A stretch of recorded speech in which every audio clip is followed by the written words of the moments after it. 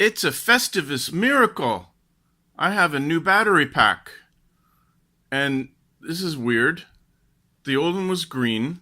This one's black. This one has a sticker on the top that I don't think the other one had. And I see no signs of it being used. Everything is great on the paint job. No scrapes, no scratches.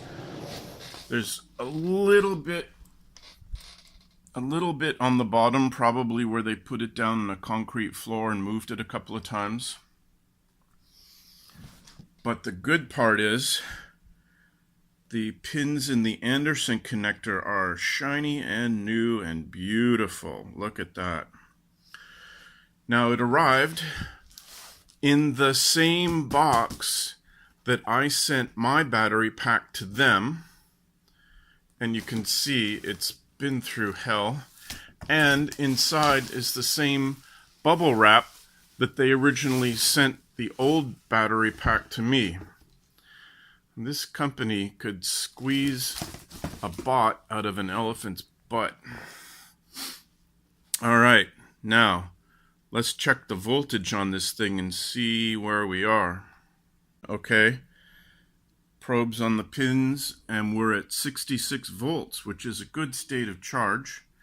I am going to obviously give this a top-up charge just to make sure we're right at the fullness of its capacity before I do my test drives. So let's pop that in. Okay, with a little spark and a whiff of ozone, we are charging. I had initially on a circuit on my uninterruptible power supply, but it started beeping like mad. So I had to move it to my bathroom, and we'll just let this chooch until it's happy.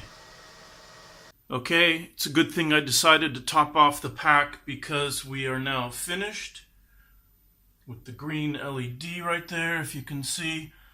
After 3 hours, it took 3 hours to charge up this pack. We're now sitting at 67.2 volts. Pack is done. Now let's go take a ride. I'm going to donate blood and tell the Thai immigration people that I'm still here. That I have to do every 90 days. Oh well. Okay, I'm getting ready to put the new pack into the bike. You can see the stain in the corner, I think is maybe a little bit of acid from the battery from when it was in there before. Just in that corner. I'll clean that out and I'll drop the new pack in. Okay, we're in.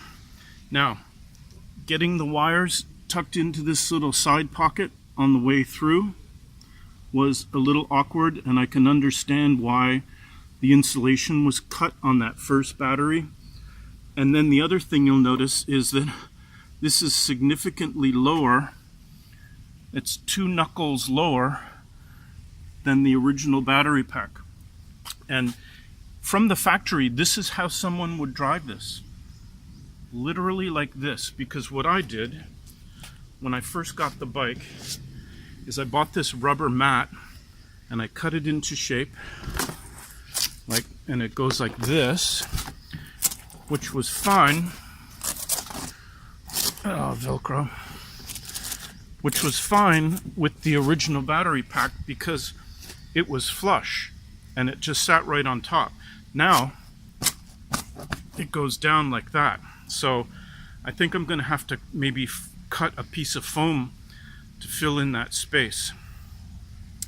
Anyway, we power up. We're at 100%. So let's take a couple of quick trips around the parking lot and see how it looks. Okay, power on, low speed, and here we go. Whoa. Oh yeah, that's what I remember.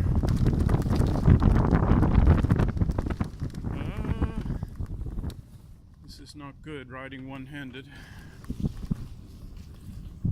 But under load, we still show 100% under full load.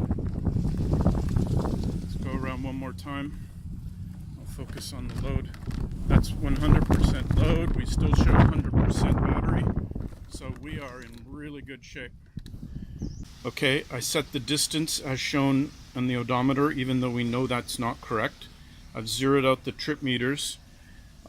This is hard-coded because this should be dynamically calculated, but I'm not getting real-time amps and volts.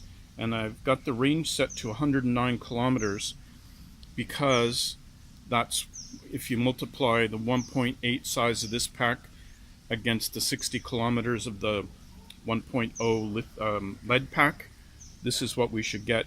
I think I've got something hard-coded in the app. It's only giving me the 72 bar, but everything else looks good. Let's do a start trip. Okay, this is the start of quite a few trips I made through town.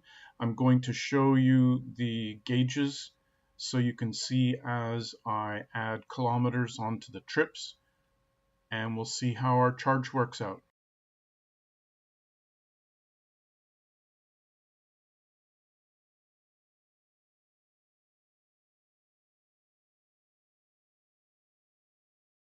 Okay, after those trips at rest, we're still at 100% right here with the lights on.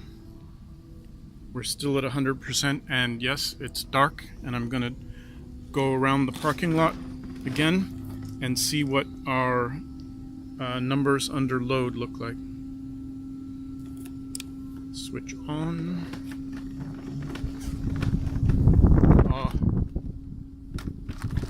Full throttle, still 100%. No loss of acceleration, no loss of top speed, and no loss of capacity. Still at 100% under load after going that far. So this is really good news. Okay, it's just about sundown the next day, and I've adjusted the app to set it to 20 watt-hours per kilometer, which will better match this pack. I've also taken out a bunch of those debug statements, but in the course of doing it, Android insisted on deleting the database of all the trips. They're all gone. And it deleted the information that we had on our in-process trip, right? So the last trip was 28.0 kilometers, so I have to make sure that I'm keeping that in mind as I drive around. I set 90 kilometer range to be on the safe side. So let's take some more trips.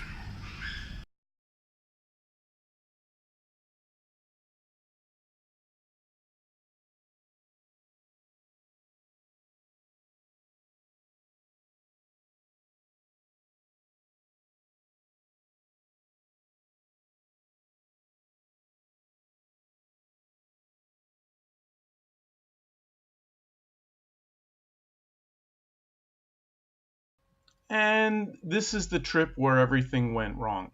So I figured with 46.7 kilometers used on the pack, I still had a good 30 kilometers before I had to start worrying about coming to the end. So I decided to take a long sweeping ride around the city through the jungle.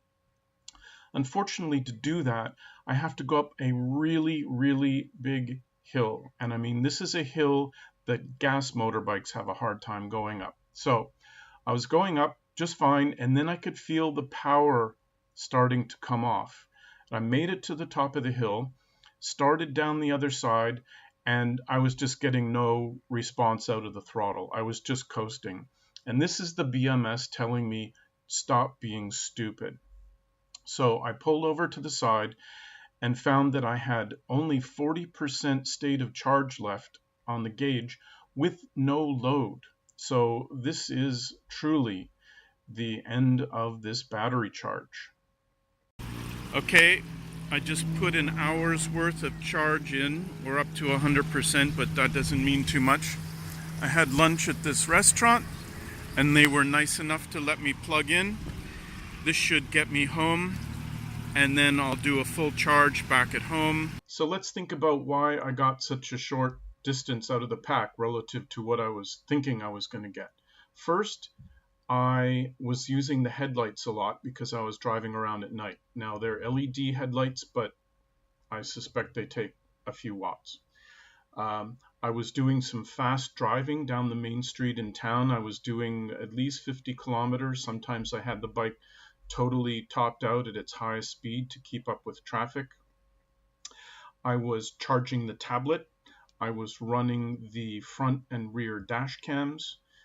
I was running the dashboard as you do out of the factory. And I went up that big ass hill.